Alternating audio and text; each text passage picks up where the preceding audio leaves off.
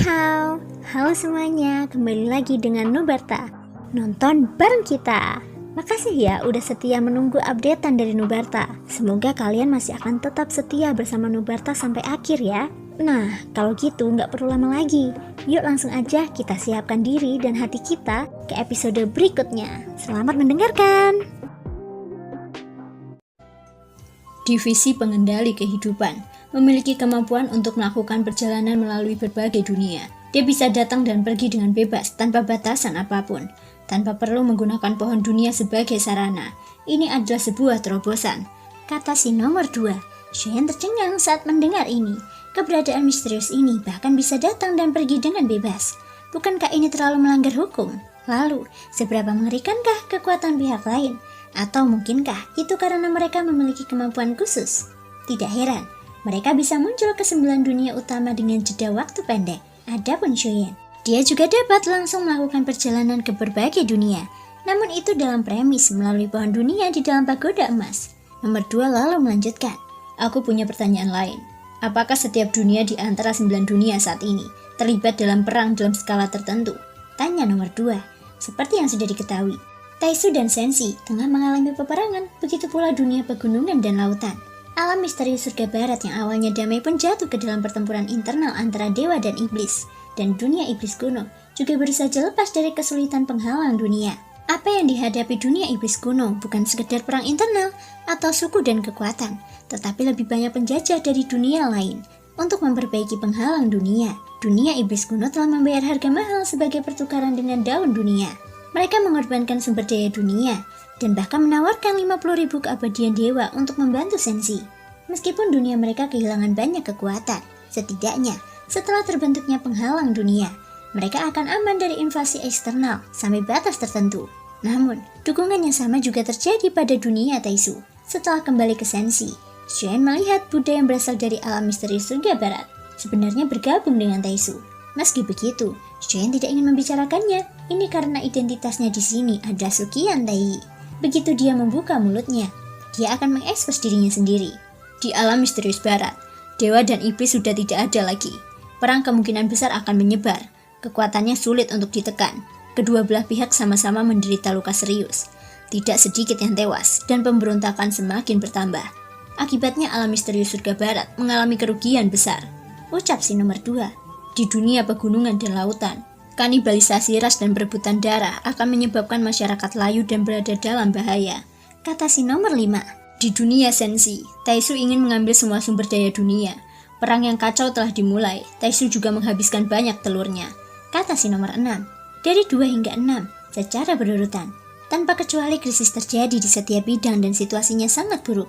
Nomor 7 lalu berkata, aku berkeliling dunia, meskipun aku tidak peduli dengan perang. Aku juga merasakan pengaruhnya. Sejak itu, semakin banyak pembeli ramuan dan senjata ajaib. Sedangkan untuk duniaku, Anda mungkin baru mendengarnya akhir-akhir ini.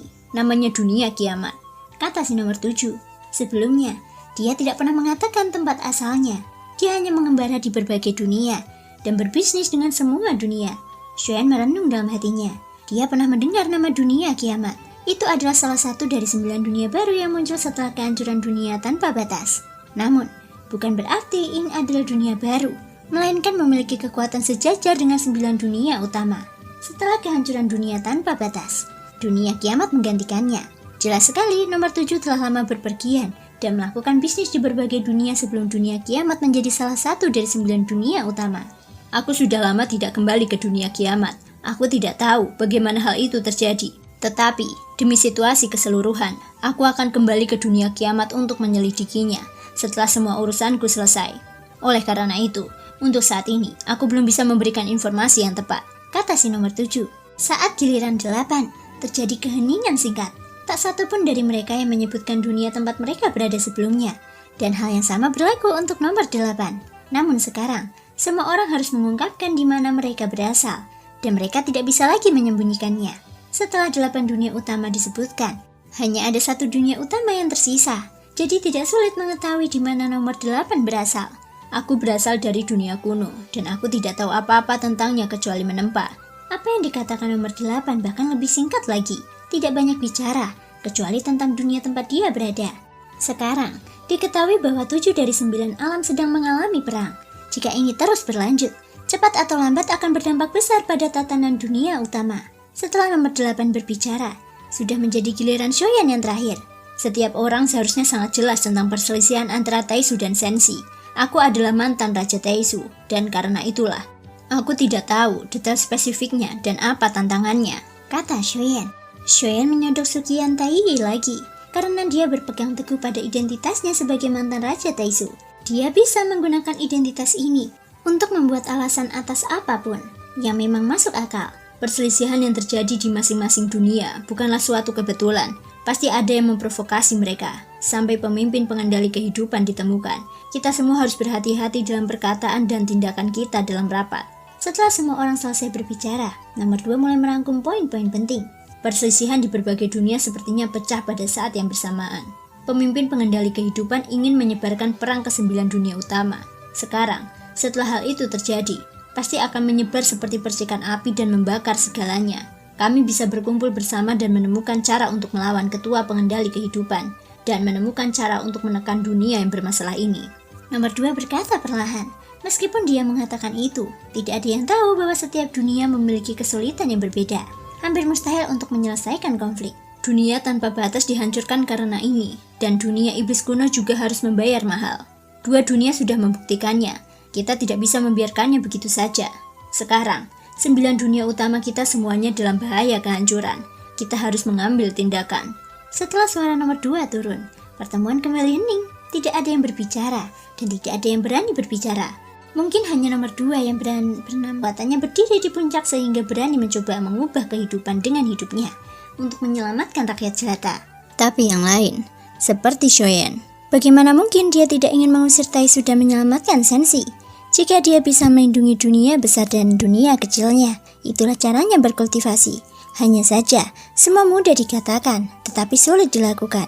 Tidak peduli seberapa banyak seseorang mengatakannya, itu akan sia-sia. Inilah alasan mengapa Shoyan tidak berbicara.